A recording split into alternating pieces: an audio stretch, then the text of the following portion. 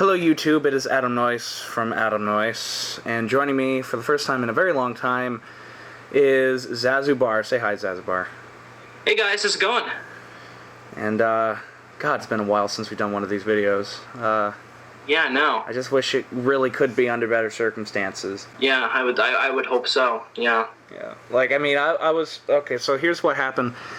I wasn't having a good day in the first place, and then all of a sudden I come home and my friend Tyler Martin posts something on Facebook saying I have the bad news to report that at the age of 92, Ray Harryhausen has passed away, and I started tearing up. Like I knew he was going to kick the bucket pretty soon. I hate to say that, but I mean, because 92 is pretty old.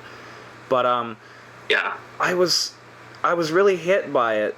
I don't know if it was because I had a bad day, a mixture, but it just, I mean, it didn't help that I was having a bad day, but God, it just really hit me that, like, something, like, he was huge in my childhood, huge, and he's gone, and, you know, we still have his film, all of his films to sort of watch and stuff like that, so I guess as long as his movies are there, he will never truly pass away. But God, just you know, the idea that, I mean, he's not only, like, touched me, but he's touched so many filmmakers, from Steven Spielberg to Peter Jackson, Frank Darabont. All these people all just owe so much to Ray Harryhausen, and they all openly admit it. That's just the other thing. And, like, even without, you know, some of Ray Harryhausen's works for, like, Mighty Joe Young, we wouldn't have even gotten Godzilla, you know? I mean, Beast from 20,000 Fathoms. Yeah, Beast from 20,000 Fathoms. We wouldn't have gotten so much if Ray Harryhausen hadn't watched King Kong when he was like 13 in theaters, that lucky bastard. And right. and you know, that's another thing I like about him too, is that he's a fanboy. He owes his entire life to King Kong. He was a fan who achieved the very dream of fans, you know what I mean? If that makes any sense. It's like, you know, Adam, you and I were like, we're aspiring filmmakers who look up to all these film icons such as Ray Harryhausen, and we can only hope to one day kind of, you know, impact on the industry and achieve the level of, like, this is what we wanted to do with our lives that he did. I mean, he loved Willis O'Brien's work, and he did work that was, if not as impactful as O'Brien's, like, perhaps even more so. You know what I mean? Right, it's because I've heard people I call Willis O'Brien the grandfather of stop motion animation, and I actually just watched this documentary in the Valley of Gwangi, and right before you and I started talking, and somebody said that Willis O'Brien created stop motion animation, but Ray Harryhausen perfected it.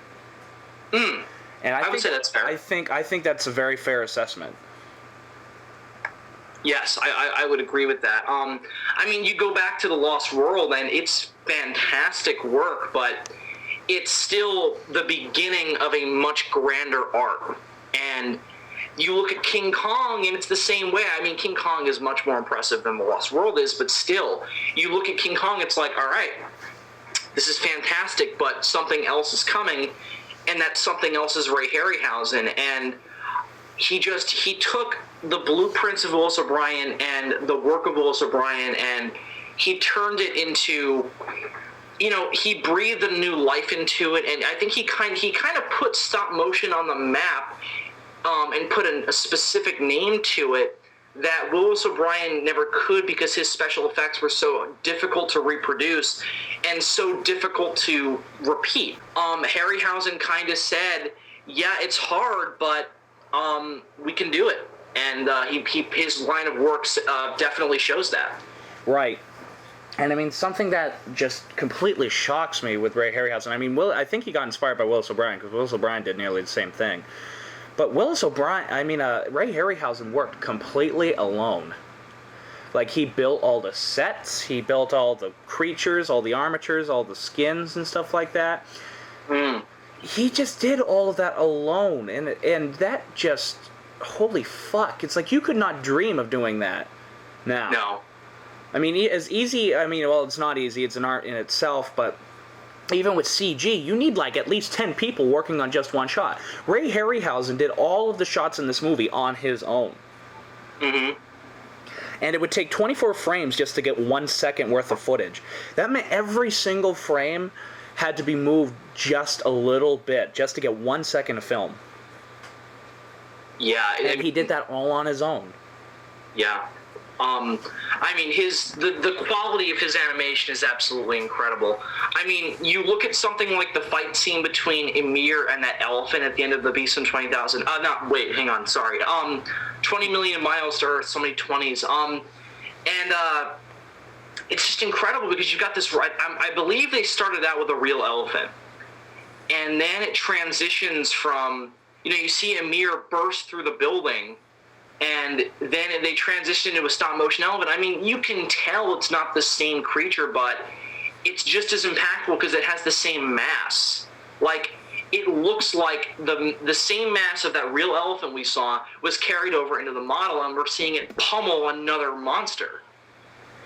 And I know the elephant's not a monster, but, like, you still get that sense of mass. It's incredible work. And I think that's one thing that Harryhausen really got right, was showing how big these things really were. Yeah, and considering that these are all like 18-inch models, that just more power to him. And he did something that Willis O'Brien wanted to do but couldn't, and that's not because Willis O'Brien wasn't a magician. He really was. And I hate this. We're sounding like we're knocking on Willis O'Brien, which we really aren't. No, and that's why I keep feeling like I have to justify him. It's like Willis O'Brien was the first, but Harryhausen is the one who put it on the map. Right. And then, see, what Willis O'Brien wanted to do, but Ray Harryhausen could do because of the time period, Ray Harryhausen was able to incorporate live action stuff with the puppet that Willis O'Brien could only dream of. And that's because some of the technology that, Ray Harryhausen created. Like, Dynamation was pretty much all Ray Harryhausen's work. And that's something that I really want to appreciate, or really thank Ray Harryhausen for, because he was the first time, really, that we were able to get these huge grand shots of a puppet being a monster and incorporating it with live action stuff. For example, on It Came From Beneath the Sea, the octopus when it's attacking the bridge. Yeah. That's the real shot of the bridge incorporated with a model of the bridge, which also has cars on it and people running away. That's impressive shit. Very impressive. And then, of course, we have Earth versus the Flying Saucers, where the saucer crashes into the Washington Monument and crushes all those people. Those were all shot later, and then Ray Harryhausen went in, added the falling building and debris, and made it look like they were being crushed, when really they were just being hid behind the camera. And he was a genius. He was able to figure this stuff out almost like it was nothing. And he was able to figure this shit out so easily that it just astonishes me. He was an innovator to the highest degree. You told him something was impossible to put on screen. He said, "Fuck you, I'm going to put it on screen." Probably in those words, too. Probably used those words. He's like, Mr. Harryhausen, you can't have a dinosaur attack Manhattan and show it eating real people, because that's just not possible. He's like, "Fuck you," and he did it. Yeah. And it's just like, I think that, like, people have this weird view of classic special effects that really annoys me. And it's not necessarily their fault. It's the way the generation before them presents it in terms of the beginning of the CGI. You look at something like Jurassic Park. And it's not the greatest example because it incorporates animatronics in there too, but there's enough CG in there where I think it's a good standard to say. Yes. You look at something like Jurassic Park, and then you look at something like The Beast from 20,000 Fathoms. And, I show that to someone from my generation who is not a film person. They're going to be like, "Oh my god, look how bad those special effects are," because they're comparing it with Jurassic Park. And what they fail to understand is that Jurassic Park does not exist without The Beast from 20,000 Fathoms. Jurassic Park doesn't exist without Ray Harryhausen, because a lot of the animators, that scene where all those little tiny two-legged dinosaurs are running and then boom, the T-Rex comes out of nowhere and eats one? Love that shot. That scene is taken almost directly from the Valley of Gwangi.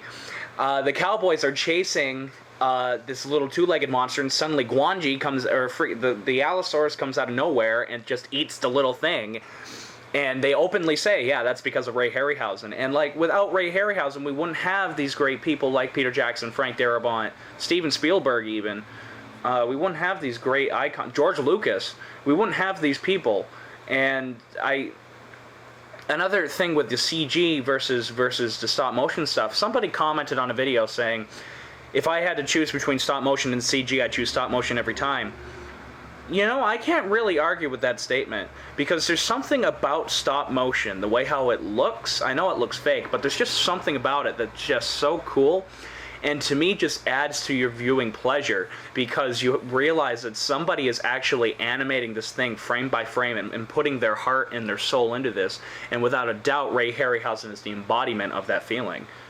I know, right? I mean, you look at the special effects, and it's got this charm to it, and it's not charm in the same way that, like, watching a bad movie has charm to it, because you're like, oh my god, it's so bad. No, right. It's charm because it's got this quality to it where it's like, I enjoy watching this because it's escapist.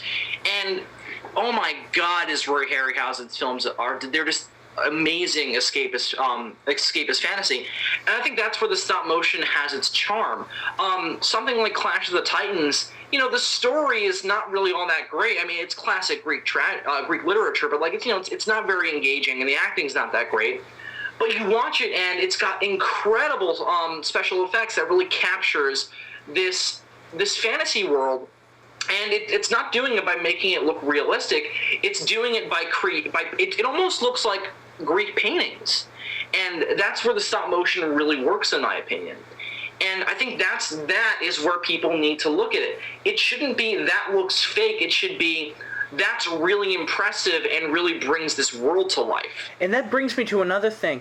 Something that Ray Harryhausen did that just astonishes me is just how much character he brings to his creations. One of my favorite examples of that is the Medusa scene from Clash of the Titans. Yeah, the scene isn't really... Well, again, you can't say that Medusa looks realistic because she doesn't, but that scene still freaks me out because of a bit of nostalgia and just how well he was able to create an atmosphere to the scene. Oh, very much so. Like, I think it's scarier, I think it's more frightening than the remake, that scene. Yeah, and you know what I think part of it is? You look at the face of the Medusa in the original, it doesn't really look like a human face. Right. It looks very monstrous, and it has this creepy, like, almost like succubus nature to it. Mm-hmm. And you look at the remake, and it's clearly a real woman's face that's, like, put on a CGI model, and it's not scary. Right. And then you know, even with, like, the Ymir is one of his most characterized creatures that he's created, because he put so much personality into that creature. Mm-hmm. Like, when he's first getting born, you're like, oh, look at him, he looks so cute. And he kills a bunch of people, so... Yeah. Well, even then, you know, he does things with his facial expressions that Harryhausen animates with his facial expressions that they look genuine, they look good, they make it not just look like a stop motion model just destroying a city. They gave him a character just like Willis O'Brien did with King Kong. In fact, he was inspired by that. He said Willis O'Brien was able to give Kong a soul. He said, well, whatever I animate, I need to give that a soul. And, you know, especially some of the more like ape-like creatures. Like, I mean, we had one of my favorite examples is the troglodyte from Sinbad and the Eye of the Tiger, one of my all-time favorite movies.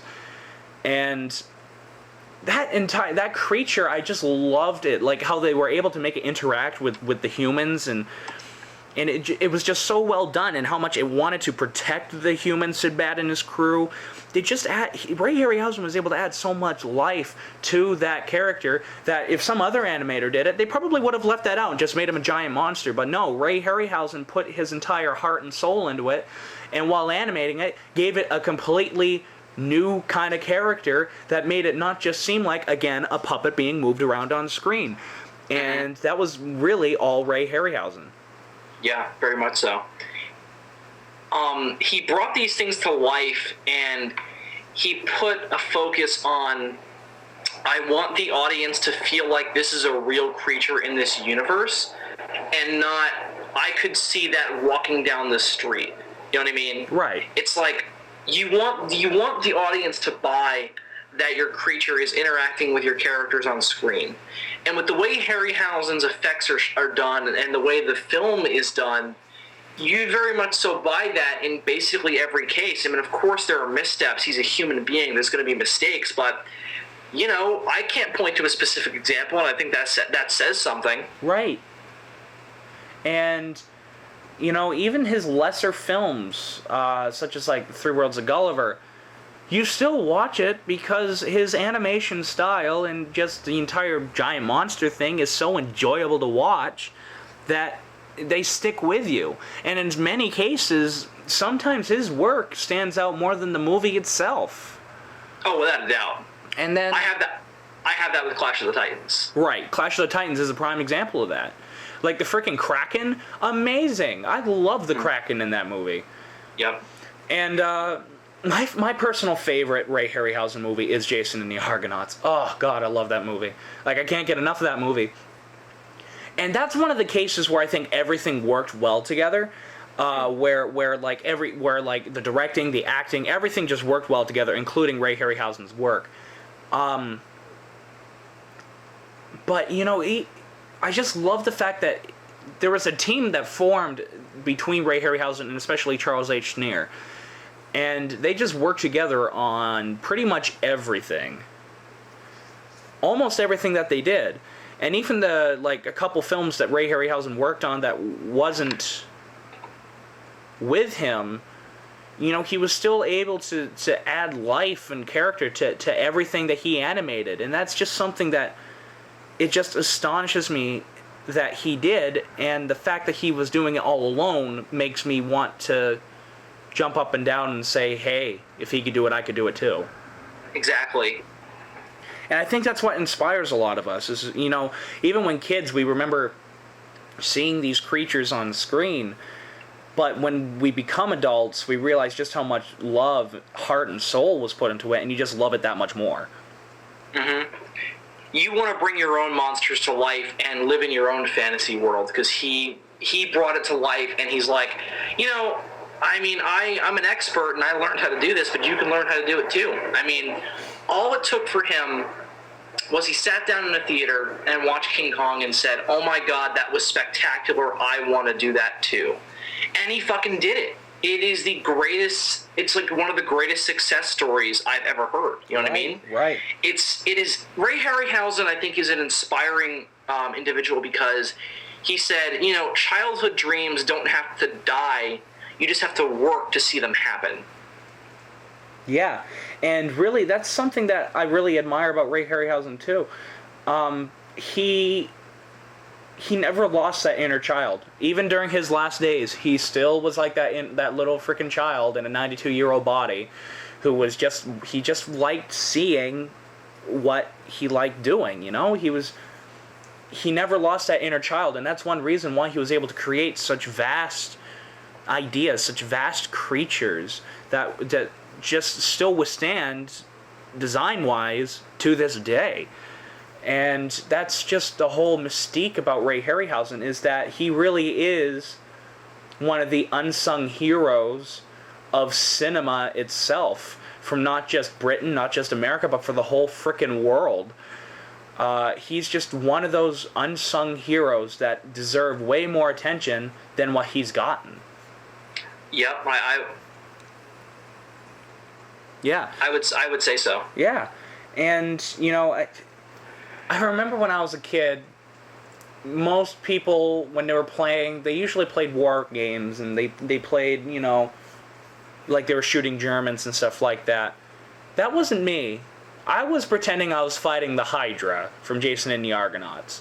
I was pretending I was fighting the giant bird from the Seventh Voyage of Sinbad. I was pretending that I was a soldier fighting the Ymir from 20 Million Miles to Earth. My entire science fiction fantasy side of me, I do really truly owe it to Ray Harryhausen. And, yes.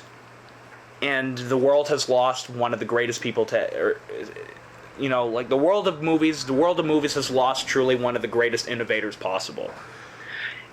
Very much so.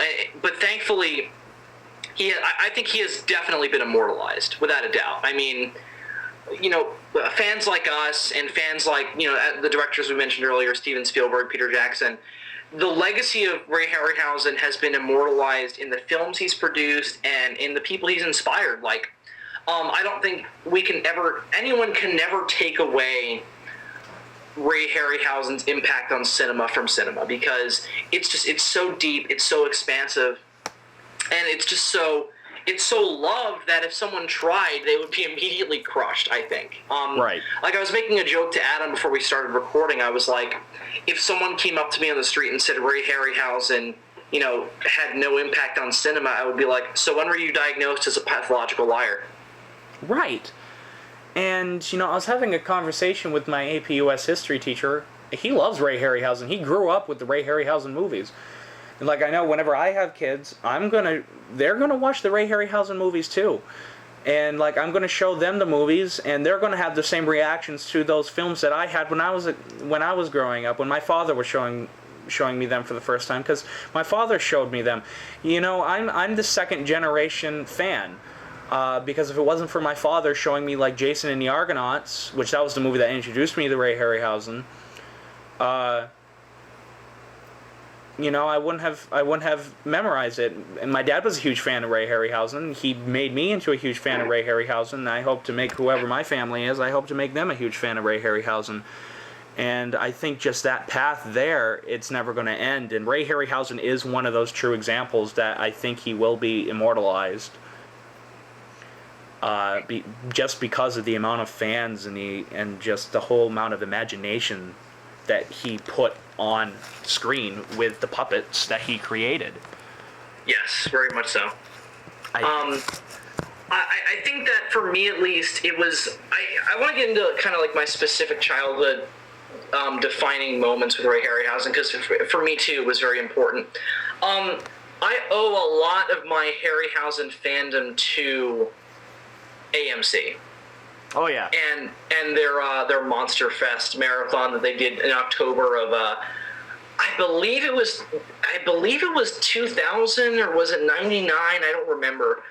Because I don't remember if Godzilla 2000 was out or not. And that's where I place all my childhood memories. Was Godzilla 2000 out yet? I don't remember.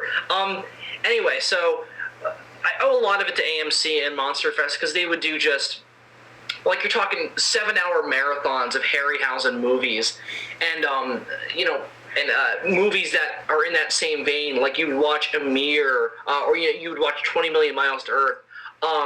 You would watch Jason and the Argonauts, and I'll admit I haven't seen that film since around that time. I have very vague memories of watching it on AMC in the mid-afternoon, but that's one I really need to seek out and watch again. Because I have such fond memories of watching these incredible displays of just fantasy put on screen. It's they're these fantastic dreams that one has in their mind's eye brought to life, and for a child that's just so incredibly, it's so incredibly enriching to see that kind of thing brought to life by human hands. Right. And I know that sounds very, very meta, and I apologize for that, but it's it's an intangible kind of feeling about the Harryhausen movies that I'm trying to put into words, and it's obviously a little difficult. I feel like without Ray Harryhausen, those Saturdays watching 20 Million Miles to Earth and The Beast in 20,000 Fathoms, they would have been robbed of. They would have been robbed of something, and losing that, I think, would have put me on a very different life path, on a life path I necessarily wouldn't have wanted to tread. I'm very glad with the path I've been put on by these sorts of movies and by AMC and Turner Classic Movies, and I thank them for that, and I thank Ray Harryhausen for putting me on this path that I'm so happy I became a part of. Yeah, I mean, I totally agree with you, man. If there was one moment you remember from your childhood that Ray Harryhausen brought to you, from all of his movies, what would it be? One moment? Well, to put it into standards of my favorite movie, my favorite movie is 20 Million Miles to Earth. If that wasn't clear already, I won't shut up about it. I think that it's honestly the scene where Emir is in that barn house. Yeah. And all those soldiers are trying to capture him. And I don't know why that was so cool to me as a kid, because it's not extremely fantastic, but like, and not fantastic and like, oh, it wasn't very good. It wasn't crazy out there, like, you know, something like from, say, Clash of the Titans was. It was just so, I don't know, something about it was just like the atmosphere of it. The Emir's roar was something that really captured my imagination as a child. And the motions the monster was making, I was like, as a kid, I was convinced that these sorts of creatures could exist in the real world. And it was all thanks to Ray Harryhausen. I think that that's one moment that really stuck out to me, that I would go out in the backyard and run around and try and either I was trying to catch Emir, or I was, you know, being Emir, running around and roaring at soldiers, you know. Whenever we play like games, and you know, when I used to attend elementary school in Rushmore, and not Mount Rushmore, my elementary school was called Rushmore, and you know, we'd be playing in the back, we'd be playing in the playground, and they'd be the soldiers, and I'd be running around as Emir or any other monster from a Harryhausen movie, just roaring at them and trying to avoid them. And yes, I was that weird as a child, but that's kind of the memory that sticks out to me. How about you, dude? Oh, as much as I love Jason and the Argonauts, mine is so corny because just about every single Ray Harryhausen fan has the same fucking story.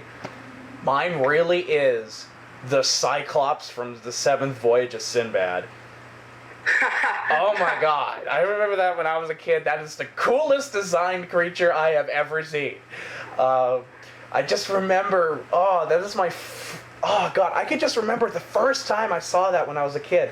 I mean, I can't really remember the first time I watched Jason and the Argonauts except for the Hydra fight. But, God, just the freaking Cyclops. I remember that, like, as clear as day the first time I was watching that movie, and I was just completely blown away by it.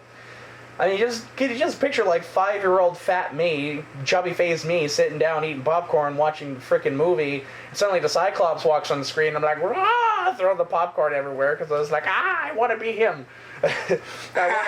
I want to be the Cyclops, you know? I want to be Sinbad fighting the Cyclops. I want to be Sinbad saving the girl. I want to be... yeah, I mean... Seventh Voyage, I mean, every single Ray Harryhausen fan has, like, almost that same exact freaking story. So that's why I feel bad for doing it, but it really is. And not only... and I think this is one reason why it hit me so hard, and that's because it was in color. I think that's why. I think the reason why it struck me in such a way was because the Seventh Voyage of Sinbad was in color. And we got to see all these beautiful, luscious colors that, for the most part, we didn't see because all the movies before this were black and white. Yeah. And, you know, the Cyclops, you talk about a classic monster, and the Cyclops, I think, is like the definition of what a monster is supposed to be. Yeah. I mean, and I know that sounds weird, but it's like, you think of a monster, and, you know, for people like us, monster fans, monster has a very different, you know, physical image when you say the word monster, but, like, when I think of a monster, it's like the base design for something I could classify as a monster would be something like the Cyclops. I think that design has had such an impact on the world of cinema. Like, whenever you see like a monster being like the raw visceral concept of this is what a monster is supposed to look like, you would see something similar to the Cyclops. Right. Like whenever they say, like, I remember a moment in the Fairly Odd Parents where like Timmy did something with, like, he was like, I wish for him to turn into a monster, and he turned into, like, the Ray Harryhausen Cyclops. Yeah, he turned into the Ray I know exactly what you're talking about. Yeah, he did. He turned directly into the Ray Harryhausen Cyclops, and I was like, holy fuck. And it makes me laugh, because, you know, so many people freaking... Ray Harryhausen pretty much owns our childhood. He owns mine. You are Ray Harryhausen's bitch. I am Ray Harryhausen's bitch. And that's not necessarily a bad thing. That's not a bad thing. I would gladly be Ray Harryhausen's bitch. Oh my god. Oh, wow. This video is going into dark territory. But, you know, I think that is truly the mark of a great icon in cinema, is when they're being homaged in a way where you don't have to explain the reference. You know what I mean? Like, right. it gets to the point where, like, I mean, even if you have to explain, it's like it gets to the point where people will make reference to it, and people won't know where it comes from. Where it's like you see that Cyclops in the Fairly Odd Parents, and there might be kids who are just like, okay, Cyclops, I totally buy it. That's a monster, and they've never even seen Jason and the Argonauts or the Seventh Voyage of Sinbad. So that, I think, is truly the mark of someone who has been immortalized, where their work is homaged, and the person homaging it doesn't even know they're homaging it. Right. Right, and I think Ray Harryhausen really is the embodiment of that. I agree. Ray Harryhausen is just, oh God, he's a genius, and I owe literally so much of my life to him. Like, him and Ijit Tsuburaya are the two people that got me invested into visual effects and cinematography, and or sort of like camera trickery. And it's unfortunate, and it's unfortunate that Ray Harryhausen wasn't as big of a fan of Tsuburaya's creation as he was. I know. We won't get into that here, though. We won't get into that because that's the only thing I complain about Ray Harryhausen with. But Jesus Christ! I mean, everything. God, from the Mysterious Island to Jason and the Argonauts to Beast from 20,000 Fathoms, to Mighty Joe Young, to Sinbad the Eye of the Tiger, to Clash of the Titans, to The Golden Voyage of Sinbad. God, I could go on forever. And I've seen all of his movies that he's done the visual effects for. And I never get bored with them. No matter how many times I watch them, I never get bored with those movies because I can't get enough of watching what he's created. Even if the movie itself sucks, his creations always add an element to it that makes me want to watch it. Yeah. I mean, I think that Clash of the Titans is worth watching for just the scenes of the what's the name of the guy who gets cursed by Zeus and turns into that monster? God, I haven't seen that movie for a while. Yeah, it's been a few years for me too. There's a dude who gets like turned into like Calibus. What? His name is Calibus. Calibus, that's it. And he gets turned into this weird monster thing, and there is this incredible mix of live action and stop motion effects. Yes. Via showing him in close up and showing him in distance. It's like, and it matches up so well. It is an incredible display. It's almost perfect. It's almost seamless. It is almost seamless indeed. Like when I was a kid watching that for the first time, like I didn't notice it. And it was no, me neither. So and it's like when I watched it recently, I was like, oh my god. And recently, I mean like 4 years ago. I was like, oh my god, that's it. That's incredible. It's like I mean I notice it, but it's still like I appreciate it as someone who's trying to do this for a living. We're not create special, but be a filmmaker. I appreciate that. Right. And it's so well done. And the fight between him and Perseus is really cool because it does the same thing, and the fast-paced nature of the fight really works with that. They do a similar thing with the Kraken, and it works better because you don't see the Kraken at first. You have that wave at the beginning of the movie, and I think it's near the beginning, isn't it? Yes. Where you see Poseidon unleashing the Kraken physically. Yeah. And you just see its tail. Yeah. And I thought that was so cool. And I gotta just say this. A lot of people, rightfully so, always associate Ray Harryhausen with stop motion. I gotta praise him for some of the other shit that he's done too. Like he's done like a lot of the double projection crap that don't even really require much effort, but he's done it. Like the Three Worlds of Gulliver has hardly any stop motion in it. But because of Ray Harryhausen, he was able to double impose Gulliver into these shots of these little people, and without Ray Harryhausen, we wouldn't have gotten a lot of those. In fact, his technology is what made the freaking fairies on Mothra. The stuff that Ray Harryhausen created. Yeah.